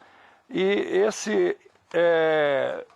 dessa forma, a jurisprudência, a doutrina, tem apontado de que esses dois delitos eles não têm conexão no direito eleitoral. E então a Procuradoria Regional Eleitoral opina pelo desprovimento do recurso manejado pelo Ministério Público de Piso por se constatar nos autos acervo probatório sem a robustez necessária a ensejar um decreto condenatório. E tocante ao recurso interposto por Cássio Roberto da Cruz, a insigne Procuradoria Regional Eleitoral levanta preliminar de incompetência absoluta da Justiça Eleitoral para julgamento do crime previsto no artigo 337 do Código Penal, que é subtrair ou inutilizar total ou parcialmente livro oficial, processo ou documento confiado à custódia de funcionário em razão de ofício ou de particular em serviço público, como no caso em análise, vez que, embora existente a conexão, não importa em unidade de processo e de julgamento, em razão de conflito entre normas constitucionais. Argumenta ainda a douta Procuradoria que o referido crime fora praticado visando embaraçar a investigação de um crime de competência da Justiça Eleitoral. Cita o embasamento legal, que integra a esfera federal, atraindo a incidência do artigo 109(4) da Constituição Federal. Pugna, ao final, pela declaração de nulidade da sentença no que tange a condenação por esse crime, dada a incompetência absoluta da Justiça Eleitoral. Aduz ainda que, caso haja o reconhecimento da competência por esta Corte, o recurso deve ser desprovido, vez que inexiste dúvida quanto à autoria e materialidade do crime por parte do segundo recorrente. É o relatório. Foi o parecer? Muito bem explicado o relatório, mantenho o parecer. Mantido. A preliminar levantada pela douta Procuradoria de incompetência absoluta da Justiça Eleitoral que colocamos em mesa para julgamento. Então, como dito já no relatório,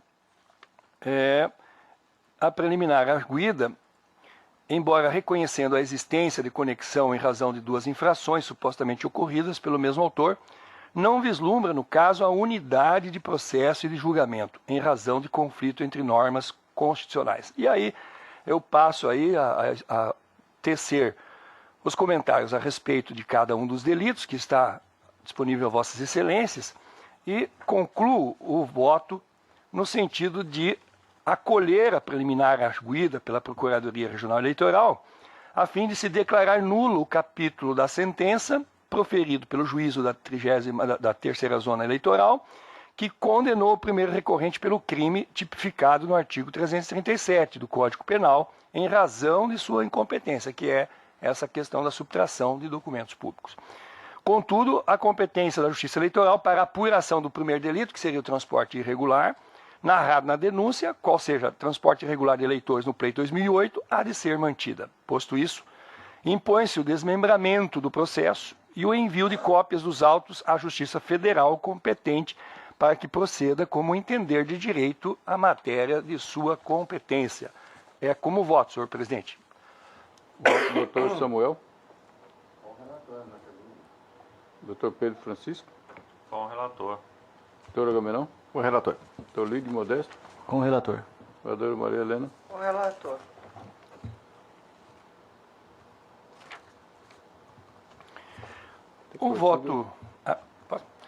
O voto de mérito do recurso interposto por Acácio Roberta Cruz, acolhida então a preliminar de incompetência absoluta da Justiça Eleitoral no que tange ao julgamento do crime comum previsto no artigo 337 do Código Penal, e estando o objeto deste recurso adstrito ao capítulo da sentença que condenou o ora recorrente, como em curso nas penas do citado delito, reconheço por prejudicado o apelo. Passo ao exame do recurso interposto pelo parquê de piso, cujo objeto está centrado na absolvição do primeiro recorrente no crime de transporte irregular de eleitores. Economizo aqui também, Vossas Excelências, o tempo, porque estou acompanhando o parecer ministerial, negando o provimento, mantendo intacto o capítulo da sentença que absolveu Acácio Roberto da Cruz pelo crime de transporte irregular de eleitores, porque, como bem salientou o nobre procurador Dr. Marcelos, o processo carece de provas suficientes para a mudança da sentença lançada em primeiro grau. É como voto. Como voto, doutor Samuel? Ou seja, por ter sido proferida por juiz incompetente. Não vou fui pela falta de prova suficiente, porque o juízo incompetente já deslocamos, que é aquela parte da subtração. Fica competente o transporte irregular, que não restou comprovado suficiente para a condenação e fica assim com a absolvição. De uma forma ou de outra, você está dando provimento ao recurso. Seria o caso. Não, estou negando o provimento para manter a sentença de absolvição quanto ao transporte irregular. E provimento ao recurso enviado por Acácio para anular de ofício a sentença. E deslocar para a Justiça Federal. Acompanha. Doutor Pedro Francisco? Acompanho. Doutor Agamenon? Acompanho. Doutor Lídio Modesto? Acompanho, relator. Vereadora Maria Helena? Acompanhe. Então, o Tribunal, por unanimidade, acolheu a preliminar suscitada e, no mérito, também por unanimidade, negou provimento ao recurso interposto pelo Ministério Público e julgou prejudicado o recurso interposto por Acácio Roberto da Cruz, nos termos do voto do autor relator, em consonância com o parecer ministerial.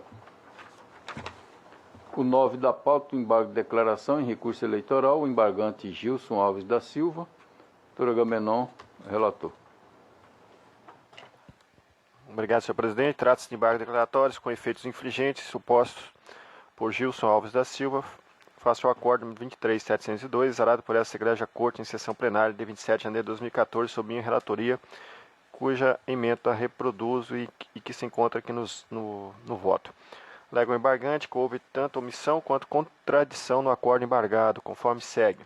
Que o relator não considerou juntar os documentos após intimação para suprir as irregularidades apontadas no relatório preliminar, que houve omissão acerca da análise dos recibos eleitorais apresentados pelo embargante às folhas 85 e 105, que o voto foi contraditório por não se coordenar com o entendimento dessa Corte, a existência de omissão pelo fato dos membros desse tribunal não terem se pronunciado sobre os princípios da proporcionalidade e da razoabilidade. Em seu parecer, a doutora Procuradoria Regional Eleitoral manifesta pela rejeição dos presentes embargos. É o necessário registro, senhor presidente. Escolha o doutor parecer. Mantido. Mantido o parecer, retorno a palavra a Vossa Excelência. Senhor presidente, no voto eu estou acompanhando o parecer do ministro Procurador Regional Eleitoral, por entender que não ficou caracterizado nenhuma omissão ou não restaram caracterizadas a omissão ou contradição sustentada pelo embargante e que sua pretensão, na verdade, trata-se de rediscussão da matéria já debatida e decidida pelo egrégio plenário dessa Corte. O voto está à disposição e, se não tiver nenhuma, estou à disposição para qualquer dúvida. Como voto, senhor presidente? Estou rejeitando os embargos. Algum voto divergente?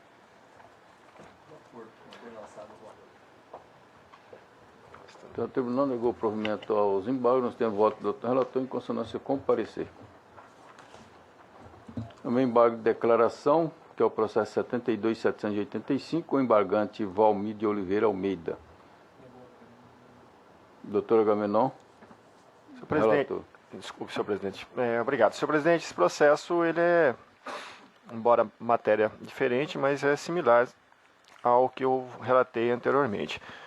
Os embargos foram manejados pelo senhor Valmir Oliveira de Almeida.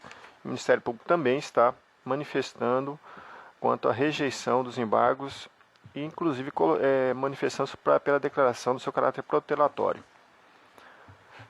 O relatório. Eu vou tirar só esse caráter protelatório, ainda mais porque também é prestação de contas, mas no resto eu mantenho. No mérito também agora, de acordo com o parecer, inclusive quanto à retirada do protelatório, estou rejeitando os embargos por entender os meus modos no anterior, que se trata de omissão e a contradição, elas não estão presentes, tratando-se, na verdade, de rediscussão da matéria. Como voto, rejeitando os embargos. Algum voto divergente? Estão todos de acordo. O tribunal, por unanimidade, negou o provimento aos embargos. Nós temos voto do doutor relator em consonância com o parecer ministerial. O 11 da pauta, também embargo de declaração em recurso eleitoral, processo número 76.215, embargante Odaí André, a doutora Agamenon, é o relator.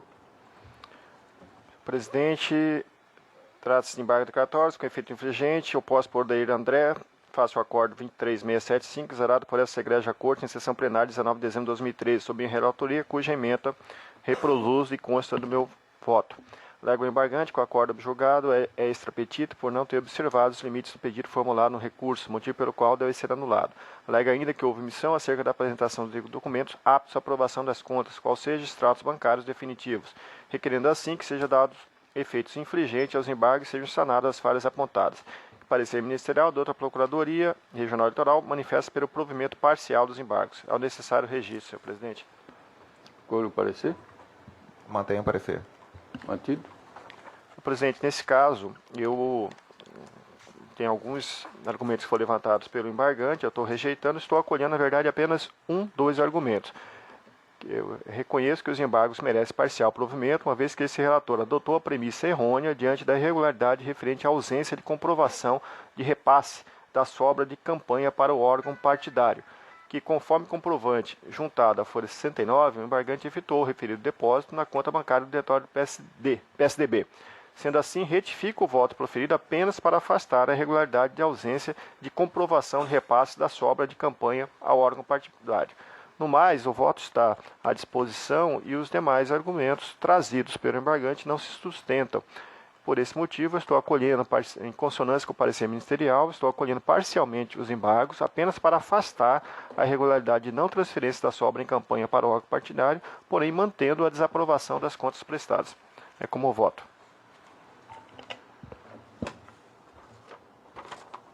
Doutor Lídio Modesto. Acompanho o relator. Governador Maria Helena. Doutor Zé Luiz Brazac. De acordo. Doutor Samuel. Também de acordo. Doutor Pedro Francisco. De acordo. Então, o tribunal, por unanimidade, deu parcial provimento aos embargos. Nós temos voto do outro relator, em consonância com o parecer ministerial. Nesses pares, assim, encerrada a pauta judiciária, temos 3 aqui da pauta administrativa, que são da minha relatoria. Eu esclareço aqui do relatório com a término do biênio do Dr. Francisco, que era o ouvidor eleitoral. Então ficou vago o cargo, como já conversado, e o Dr. Lídio também aceitou. Então eu estou aqui no sentido trazendo apreciação, votando pela indicação do Dr. Lídio como ouvidor eleitoral. Tem algum voto contrário? Eu penso que tem que ter um substituto. Eu estava como substituto do Dr. Francisco. Então, automaticamente, eu acho que seria bom ter a votação do Dr. Lídio e um substituto, pelo que o regimento acho que prevê. Continua, né? Não, eu já estou quase saindo. Acho que já seria interessante aproveitar e... Agora, se quiser tempo para pensar, não tem problema. Eu fico à disposição. Uhum. Pode ser? Não, tudo bem, já. Então já vai preparando aí, que daqui uns dias. Então, todos estão de acordo? De acordo. Então fica como juiz ouvidor, doutor Lídio Modesto da Silva Filho. Substituto, doutor José Luiz Brazac continua. O ouvidor cumula a função de juiz cooperador também, né? Do TRE, e eu sou já o cooperador do TJMT também, vou acumular a função nos 2 tribunais, só para registrar. Bom, já vem com toda a experiência, com a bagagem. O que pedir, defere. Podemos pedir, o cooperador coopera nesse sentido. Coopera. O outro processo administrativo é que o doutor Jacob Sauer foi promovido para outra comarca e era juiz de Nova Mutum.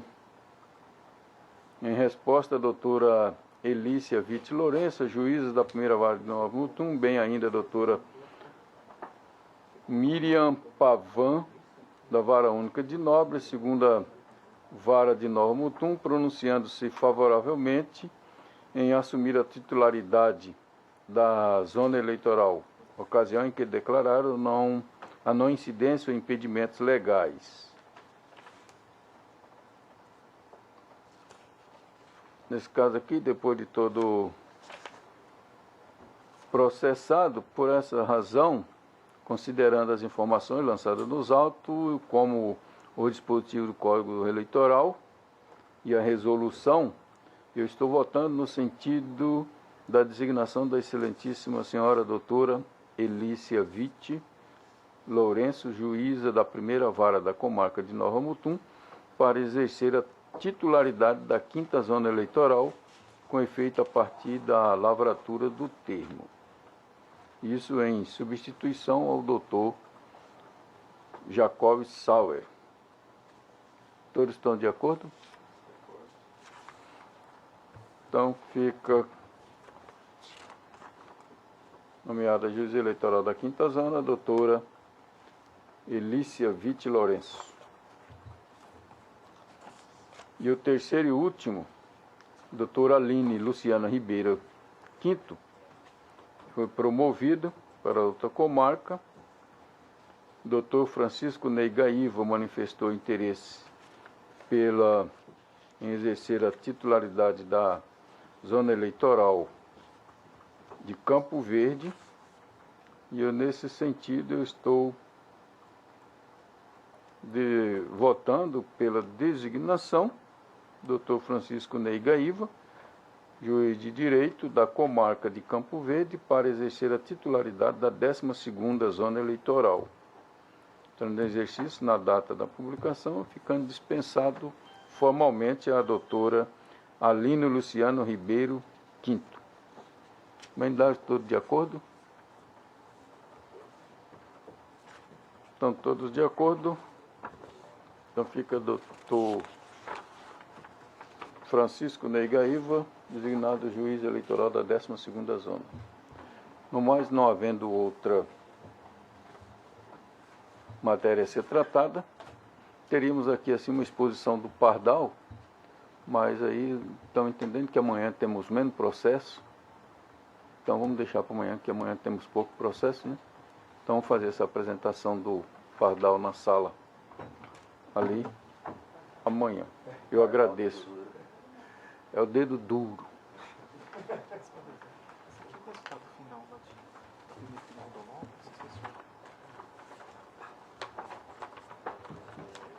Então, também antes de encerrar, pelo brilhante trabalho desenvolvido na biometria em Rondonópolis, né, onde a desembargadora Maria Helena teve que trabalhar com afinco, encerrou seu resultado e alcançou do eleitorado revisado 80,44%.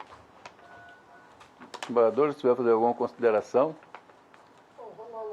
Realmente não foi um desafio muito interessante. E provocamos a sociedade várias vezes no sentido de buscar o recadastramento.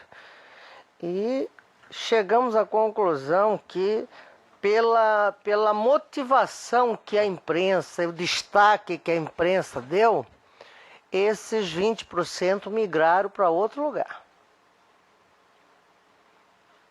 Porque não existe a menor possibilidade, obviamente, que eu posso até dizer que uma fatia bem pequena possa ter agido displicentemente e ter passado batido. Mas 20% é um índice considerável para se dizer que esse eleitorado realmente não buscou seu recadastramento. Então, mas o saldo, contudo, foi positivo e eu quero agradecer a parceria de todos, em especial dos servidores. Então, nada mais havendo, declaro encerrada a sessão, desejando a todos uma boa tarde, uma boa semana.